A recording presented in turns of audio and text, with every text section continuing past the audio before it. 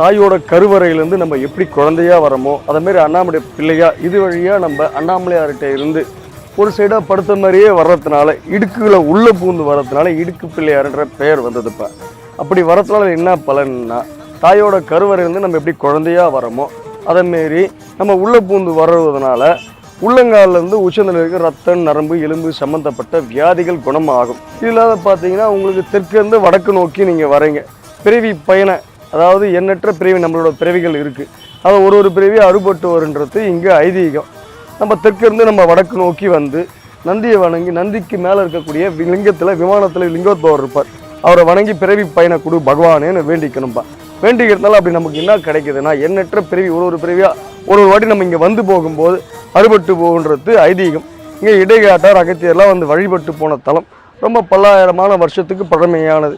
இங்கே பிள்ளையாருக்கு உருவம் கிடையாது, இப்படியே வந்தீங்கன்னா கீழே 2 பாதம் இருக்கும், பல்லாயிரம் வருஷம் பழமையானது. இப்போ அந்த பாதம் அதுதான் விசேஷமானது. இங்கே அவர் தான் ஆதி மூலவர். இது நம்ம வந்து போகிறதுனால என்னென்னா, நமக்கு ஒரு வகையான vibration, joint pain, shoulder pain, blood pressure, heart pain, இதுமாரி இருக்கிற வியாதிகள்லாம் எண்ணற்ற வியாதிகள்லாம் உள்ளே வந்து போகும்போது நமக்கு ரிலீஃப் ஆகுன்ற ஒரு வைப்ரேஷன், ஒரு நம்பிக்கை.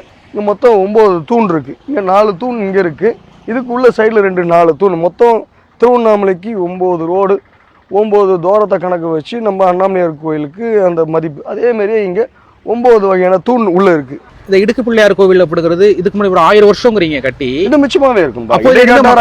வழிபட்டு போன தலம். ஆனா அப்போதுல இருந்து மக்கள் வந்து இது மாதிரி உட்புறமா நுழைஞ்சு இது மாதிரி வெளியில வர வழக்கம் இருந்துட்டு இருக்கா? வழக்கம் இருந்துட்டு தான்ப்பா இருக்கு. இடைக்காட்டாரே வந்து வழிபட்டு போனதா வார்த்தைகள்லாம் இருக்குப்பா.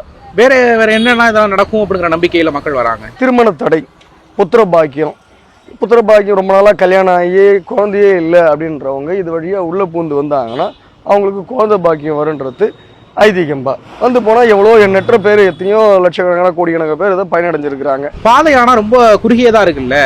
தாயோட கருவறையிலேருந்து நம்ம எப்படி குழந்தையா நம்ம ஆரம்பத்தில் நம்ம வெளியில் வரோமோ அதேமாரி இது வழியாக நம்ம குழந்தையா வெளியில் வரோம்பா.